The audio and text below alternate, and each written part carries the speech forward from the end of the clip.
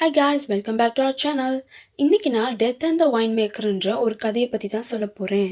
இந்த கதையில் பீட்டர்னு ஒரு பையன் ஒரு சின்ன வீட்டில் வாழ்ந்துட்டு இருக்கான். தனியாக தான் வாழ்கிறான், ஏன்னா அவனுக்குன்னு யாரும் இல்லை. அதோட அவன் அவ்வளோ பெரிய வசதியும் இல்லை.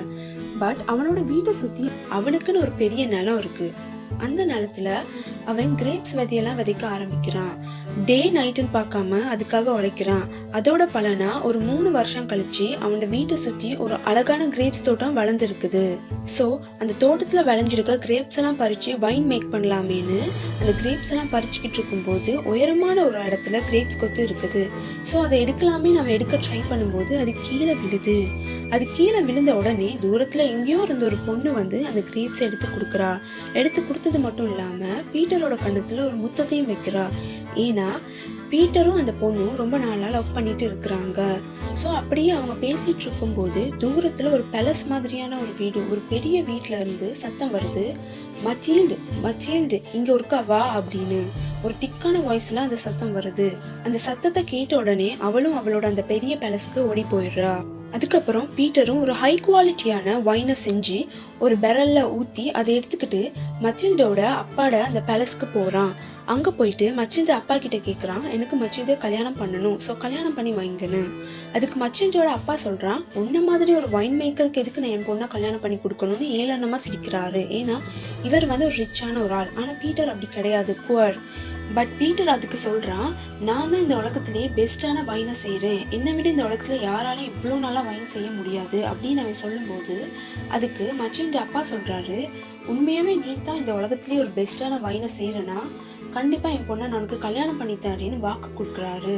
ஸோ உடனே பீட்டரும் அந்த வைன் இருக்கிற பெரலை ஓபன் பண்றான். அதை ஓபன் பண்ணது தான் உடனே மச்சில்டோட அப்பாவை ஒரு சர்ப்ரைசிங்கான இமேஜினேஷனுக்கே கூட்டிட்டு போயிருது. அந்த இமேஜினேஷன்ல மச்சில்டோட அப்பா ஒரு பெரிய கிரேப்ஸ் கார்டன்ல உட்காந்துட்டு இருக்காரு. அதுவும் ரொம்ப குட்டியா இருக்காரு. அவரை சுத்தி பெரிய பெரிய கிரேப்ஸ் கொத்து இருக்குது. அதோட பெரிய பெரிய ஜார்ல இருந்து வைன் எல்லாம் அருவி மாதிரி ஊத்திக்கிட்டு இருக்கு. அப்பவே மச்சில்ட அப்பாவுக்கு தெரிஞ்சிருச்சு இது எந்த அளவுக்கு ஹை குவாலிட்டியான வைனுன்னு. பட் இருந்தாலும் மச்சில்ட அப்பா வந்து ஒரு வில்லத்தனமான ஒரு பிளான் பண்ணி சொல்றாரு, இந்த வைனோட வாசம் நல்லா தான் இருக்கு, இருந்தாலும் இதை ஒரு பெட்டரான பர்சனால தான் டிஃபைன் பண்ண முடியும், இதோட குவாலிட்டியை என்னால சொல்ல முடியாது.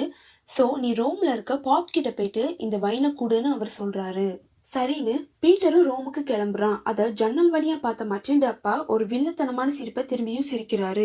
சிரிச்சுக்கிட்டே சொல்றாரு, முட்டாள், ரோடெல்லாம் மோசமா இருக்கு, டேஞ்சராகவும் இருக்கு, இதுல இவன் போனா கண்டிப்பா உயிரோட வரமாட்டான்னு வில்லத்தனத்தோட உச்சத்துல சிரிக்கிறாரு.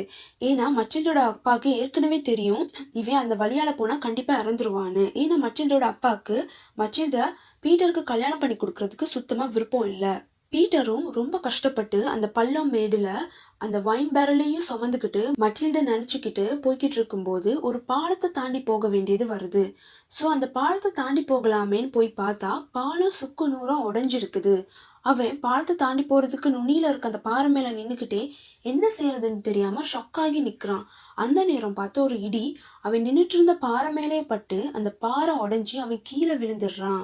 அப்படி அவன் பள்ளத்துல மொத்தமா விழுந்திருந்தா அவனால கண்டிப்பா உயிரோட தப்பிச்சிருக்க முடியாது. ஆனா அவனோட நல்ல காலம் அந்த பள்ளத்துல இடுக்கு மாதிரி ஒண்ணுல அவன் விழுந்து மயங்கிடுறான். அப்படி அவன் கீழே விழுந்து மயக்கம் தெளிஞ்சு எழுந்து பார்க்கும்போது அவன் ஒரு வைக்கோல் கட்டு மேல சேஃபா இருக்கான். பட் அவன் முன்னாடி ஒரு செத்த குதிரை, அது மேல எக்கச்சக்க எலிகள் பிரமிட் மாதிரியான ஷேப்ல குவிஞ்சி அதை சாப்பிட்டுக்கிட்டு இருக்கு. கொஞ்ச நேரத்திலேயே அங்க இருந்த எலியெல்லாம் களைஞ்சு போக ஒரு எலும்புக்கூடு மாதிரியான ஒரு உருவம், பட் கொஞ்சம் தோல் இருக்குது, ரொம்ப ஸ்கினியா, அதோட ஹைட்டை விட லாங்கான வால்யூமான முடிய வச்சுட்டு ஒரு உருவம் பீட்டரை பார்த்துக்கிட்டு வருது.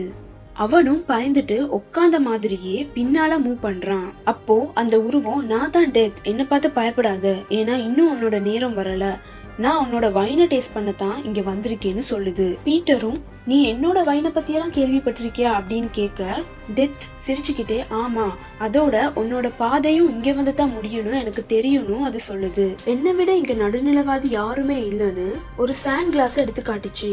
சாண்ட் கிளாஸ்னா மணல் கடிகாரம்னு நினைக்கிறேன். எந்த பக்கம் திருப்பி வைப்போமோ அந்த பக்கம் மண் விழுந்துகிட்டு இருக்கும். இங்க பாரு, என்னோட தவிர்க்க முடியாத நீதின்னு ஒரு விஷயத்த சொல்ல ஆரம்பிக்குது. நான் இந்த மணல் கடிகாரத்துல எந்த மனுஷங்களோட முகம் தெரியுதோ அவங்கள தேடி போவேன். வயசானவங்க, குழந்தைங்க, பவர் பவரானவங்க பணக்காரவங்கன்னு பாகுபாடு இல்ல, எல்லாருமே ஒண்ணுதான், என்னோட கையில சாக போறவங்கன்னு சொன்னிச்சு. அப்படியே அந்த மணல் கடிகாரத்தை இன்னும் அவன் கிட்ட கொண்டு போய் காட்டிட்டு சொல்லுது, இந்த பொண்ணை தான் இப்ப நான் தேடி வந்திருக்கேன்னு ஒரு பொண்ணோட ஃபேஸ காட்டுது. அந்த பொண்ணு யாருன்னு பார்த்தா வேற யாரும் இல்ல, மச்சீல் தான். பீட்டர் ஷாக் ஆயிட்டான். ஏன்னா அது அவனோட லவ்வர். இப்பதான் கல்யாணம் பண்ணலான்னு ஒரு வேலையா கிளம்பிட்டு இருக்கான். அதுக்குள்ள அவன் இறந்துருவாவோன்னு அவன் ரொம்ப பயந்துட்டான். உடனே அவன் கிளவரா ஒரு பிளான போட்டு, உன்னோட பவர்ஸை எனக்கு காட்ட முடியுமான்னு டெத்து கிட்ட கேட்டான். நீ எனக்கு அந்த அளவுக்கு கெப்பாசிட்டி இல்லைன்னு நினைக்கிறியான்னு கேட்டுட்டு ஒரு ஜெயண்டா மாறிச்சு. அப்போ பீட்டர் சொல்றான், எனக்கு உன்னை பத்தி நல்லாவே புரிஞ்சுட்டு, பட் எனக்கு ஒரு கேள்வி, பவர்ஸ் சைஸ்ல மட்டும் இல்லாம வேற எதுலயாவது ரிஃப்ளெக்ட் ஆக முடியுமா அப்படின்னு ஒரு கேள்விய டெத்து கிட்ட கேக்குறான். அதுக்கு டெத் கொஞ்சம் கூட யோசிக்காம நிச்சயமான்னு சொல்லிட்டு ஒரு தேல் ஷேப்புக்கு மாறுது.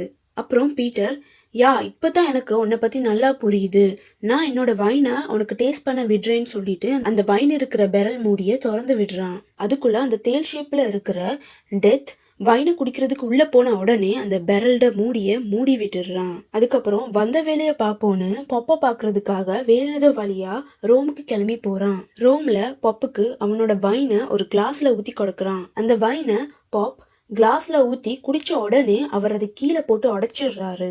ஏன்னா அதோட டேஸ்ட்ல அவர் ரொம்ப இம்ப்ரெஸ் ஆயிட்டாரு. அப்புறம் பீட்டருக்கு ராஜ மரியாதை தான்.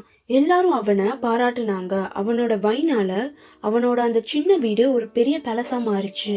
அந்த பேலஸ்லயே அடியில தேலோட உருவத்துல இருக்கிற டெத்த அந்த பெரலுக்குள்ளேயே அடைச்ச மாதிரி நிலத்தை தோண்டி புதைச்சு வச்சுட்டான். ஏன்னா எல்லாம் அவனோட லவ் உயிரோட இருக்கணும்ன்றதுக்காக தான். மச்சில்ட டைம் எப்பவோ முடிஞ்சிருச்சு. அவளுக்காக தான் அந்த டெத் அன்னைக்கு அங்க வந்திருக்குது. பட் அதுக்கப்புறம் மச்சில்ட பீட்டர் கல்யாணம் பண்ணி கொள்றான். அவங்க சந்தோஷமா வாழ்றாங்க. அதுல அவங்களுக்கு 4 குழந்தைங்க பிறக்குது. அப்புறம் அந்த பசங்க எல்லாம் வளர்ந்து அவங்க லைஃப பார்க்க போக, இங்க பீட்டரும் மச்சில்டாவும் முடியெல்லாம் நரைச்சு தோலெல்லாம் சுருங்கி வயசும் ஆகி அந்த பேலஸ் முழுக்க ஒட்டடை பிடிச்சி அந்த ஒட்டடைக்கும் வயசாகி இவங்களுக்கு சாவு மட்டும் வரவே இல்லை. ஏன்னா பீட்டர் டெத்தை தான் அடைச்சு வச்சிருக்கானே. மச்சில்டு கடைசியா எழுந்து கூட நடக்க முடியாம எப்ப சாவு வரும்னு யோசிச்சுட்டு படுத்த படுக்கையா பெட்ல இருக்காங்க. அப்போ வயசான பீட்டர் வயசான மச்சில்டாட்ட கேக்குறாரு, மை லவ், உனக்கு இன்னைக்கு எந்திரிக்க விருப்பம் இல்லையான்னு. அப்போ அந்த வயசான மச்சில் சொல்றாங்க, தயவு செஞ்சு என்ன ஃப்ரீயா விடு, இதுக்கு மேல என்னால முடியாது, எனக்கு சாக விருப்பமா இருக்கு அப்படின்னு மச்சில் சொல்றாங்க. நீ என்ன பேசுறன்னு வருத்தத்துல வயசான பீட்டர் கேட்க, அதுக்கு வயசான மச்சில் சொல்றாங்க, நான் வாழ்ந்து வாழ்ந்து டயர்ட் ஆகிட்டேன், வயசாகி முடியாம கஷ்டப்பட்டுக்கிட்டு இந்த உலகத்தை அடிச்சுக்கிட்டு வாழ்றதுல என்ன யூஸ், என்ன பாயிண்ட் இருக்கு, எனக்கு சாகணும்னு ஒரு ஃப்ரஸ்ட்ரேஷன்ல கத்துறாங்க. அப்போதான் பீட்டர் ரியலைஸ் பண்றாரு, அவருக்கு புத்தியே வருது. போய் டெத்தை அடைச்சு வச்சிருக்க பெரலை திரும்பி தோண்டி வெளியே எடுக்கிறாரு. மூடிய ஓபன் பண்ண உடனே பெரல் வெடிச்சு டெத் கோவத்துல பீட்டர் கிட்ட மெதுவா போறாங்க. ஏன்னா டெத்துக்கே வயசாயிருச்சு. அப்படியே கிட்ட போயிட்டு சொல்றாங்க, நீ செஞ்ச தப்புனால இப்ப எனக்கு நிறைய வேலை பெண்டிங்ல இருக்கு. நிறைய பேரோட வாழ்ற காலம் முடிஞ்சும் சாக முடியாம கஷ்டப்பட்டுட்டு இருக்காங்க. அந்த மணல் கடிகாரத்துல எக்கச்சக்கமான ஆட்களோட ஃபேஸ காட்டுறாங்க. ஏன்னா டெத் இல்லாம அந்த உலகத்துல சாவணும்னே நடக்காம இருந்திருக்கு. கையோட வேலையா போயிட்டு மச்சில்டோட கதையை முடிக்கிறாங்க. பீட்டர் ஆசையா கட்டுன அந்த கோட்டையை உடைச்சுக்கிட்டு வெளியே அந்த ஊர்ல இருக்கிற எல்லாரையும், குழந்தைங்க வயசானவங்கன்னு ஒரு பாகுபாடு இல்லாம எல்லாரையும் ஒரே நேரத்துல க்ளோஸ் பண்றாங்க. அதாவது உயிர் எடுக்கிறாங்க. அழகான ஒரு ஊர் ஒரு நிமிஷத்திலேயே சுடுகாடா மாறிடுச்சு. அப்புறம் டெத் இன்னும் கோவத்தை அடக்க முடியாம ஒரு வகையான நோயை ஸ்ப்ரெட் பண்ணி விடுது. அது அந்த நோயோட பாத்துல இருந்த எல்லாரையும் எஃபெக்ட் பண்ணுது. ஒருத்தர் கூட மிச்சம் விடுது இல்ல. ஒருத்தவங்களோட காலம் முடியுதோ இல்லையோ எல்லாரும் கஷ்டப்பட ஆரம்பிச்சாங்க. அதோட மட்டும் இல்லாம வைன் மேக்கருக்கு ஒரு மோசமான தண்டனையை கொடுக்கறாங்க. அது என்னன்னா, வைன் மேக்கருக்கு சாவணும்னே இல்லவே இல்லை. இந்த வைன் மேக்கரான பீட்டர் அவரோட வைஃப் செத்து, அப்புறம் அவரோட குழந்தைங்க செத்து, அப்புறம் அவரோட குழந்தைங்களோட குழந்தைங்க செத்து எல்லாரும் சாகிறத பாத்துக்கிட்டு கடைசி வரைக்கும் உயிரோட இருக்கிற மாதிரியான ஒரு சாபத்தை அந்த டெத் கொடுத்துட்டு போயிருது. அதோட அந்த டெத் ஸ்ப்ரெட் பண்ண நோயை எதிர்த்து இவர் ஃபைட் பண்ணணும். இந்த நோயால கஷ்டப்படுறவங்களுக்கு இவர் தான் ஹெல்ப் பண்ணணும். இந்த நோயை எதிர்த்து இவர் தான் ஏதாவது செய்யணும்ன்ற மாதிரியான ஒரு சாபத்தையும் கொடுத்துட்டு போயிருது. அதாவது பீட்டர் நேச்சுரலா நடக்கிற ஒரு விஷயத்தை அக்செப்ட் பண்ணாம அதை கொஞ்சம் மாத்த ட்ரை பண்ணதுனால ஒரு பெரிய டிசாஸ்டரையே உருவாக்கிட்டாரு. அதனால சம்பந்தமே இல்லாத அப்பாவிங்களும் கஷ்டப்பட்டுட்டு இருக்காங்க. அவ்வளவுதான் இந்த கதை.